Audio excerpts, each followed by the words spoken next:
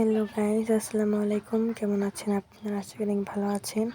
আমি আলহামদুলিল্লাহ অনেক ভালো আছি। তো আজকে তুলির মাধ্যমে সব কাজ করব। চলো, তো তুলির মাধ্যমে সব কাজ করা যাক।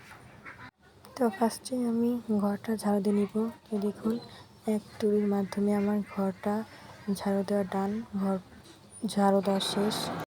এখন দেখি অন্য কী কাজ করা যায়। তো বাইরে দেখুন, আমাদের বারান্দাটা ঝাড়ু দিতে হবে।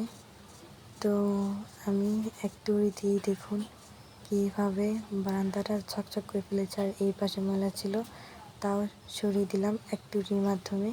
তো এটাও আমার কমপ্লিট, এই কাজটা আমার ডান হয়ে গেল। তো দেখি পরে কী কাজ করা যায়। তো এখানে দেখুন আমাদের কবুতর ছাড়তে এসেছে। এখন দেখি আমাদের কবুতরের বাচ্চা বাইরে এসেছে, তার সাথে একটু মজা করলাম আর এক তুড়ির মাধ্যমে কবুতর খোপটাও খুলে দিলাম। তো দেখি আর কী কাজ করা যায়। এই কাজটা আমার ডান হয়ে গেল। তো এখন আমি চলে আসলাম সিঁড়ি ঝাড়ু দিতে। তো এখন আমি সিঁড়িটা ঝাড়ু দিব।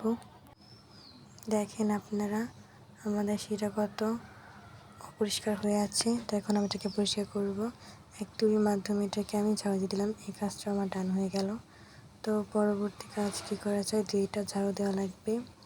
দেখুন কত ময়লা দূরে আছে।